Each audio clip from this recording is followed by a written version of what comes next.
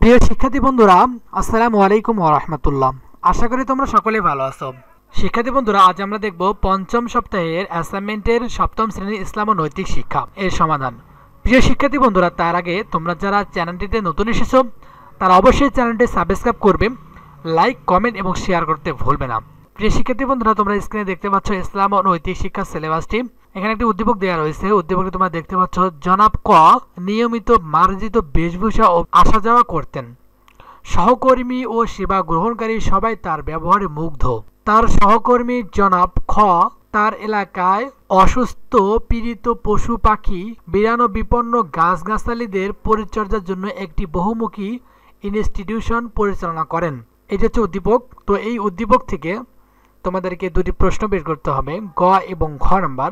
এখানে দেখো তোমরা গ নাম্বারে দেওয়া রয়েছে, জনাব ক এর মধ্যে আকলাকে হামিদার কোন গুণটি বিদ্যমান, ব্যাখ্যা করো। ঘ নাম্বারটিতে দেখতে পাচ্ছ, জনাব খ এর কার্যক্রমটি তোমার পাঠ্য বইয়ের আলোকে বিশ্লেষণ করো। শিক্ষার্থী বন্ধুরা, আমরা এই দুটির উত্তর করার চেষ্টা করবো ইনশাল্লাহ। আর তোমরা যারা চ্যানেলটিতে নতুন এসেছো তারা অবশ্যই চ্যানেলটি সাবস্ক্রাইব করবে। শিক্ষার্থী বন্ধুরা, তোমরা এখানে গ নম্বর প্রশ্নের উত্তরটি দেখতে পাচ্ছ।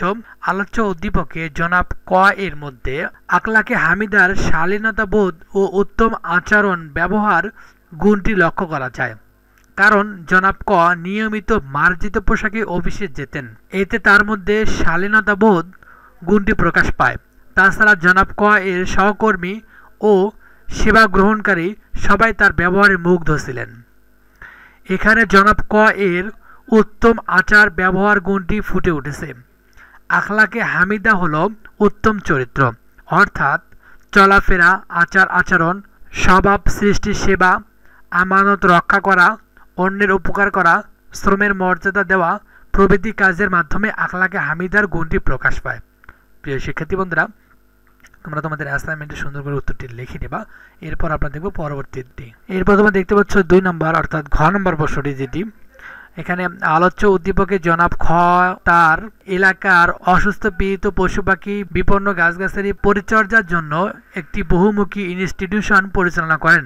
এখানে জনাব খ এর মধ্যে সৃষ্টির সেবা করা গুণটি প্রকাশ পায়। ইসলামী পরিভাষায় আল্লাহর সৃষ্টির প্রতি দয়া ও সহানুভূতিশীল হয়ে আদর যত্ন করার নামই হলো সৃষ্টির সেবা। সৃষ্টিকুলের সবকিছু, যেমন জীবজন্তু, পশু পাখি, কীট পতঙ্গ, পাহাড় পর্বত, গাছপালা ইত্যাদি মানুষের উপকারের জন্য আল্লাহ সৃষ্টি করেছেন।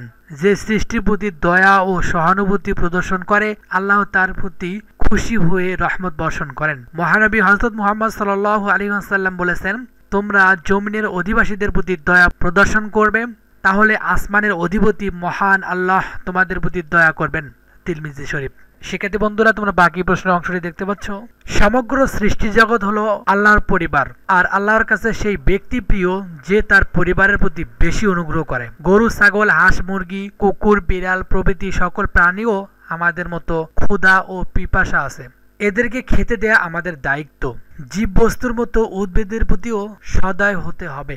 অকারণে গাছ কাটা উচিত নয়, গাছের পাতা ছেঁড়া বা চারা গাছ উপড়ে ফেলা উচিত নয়, এবং আমাদের উচিত গাছপালার যত্ন নেওয়া, কারণ বৃক্ষলতা ও মহান আল্লাহ পাকের তাসবিহ পাঠ করেন। আলোচ্য উদ্দীপকে জনাব খ পশু পাখি ও গাছগাছালি পরিচর্যার মধ্যে দিয়ে সৃষ্টির সেবা করেছেন, তাই আমাদেরও উচিত সমগ্র সৃষ্টি জগতের প্রতি যত্নশীল হওয়া।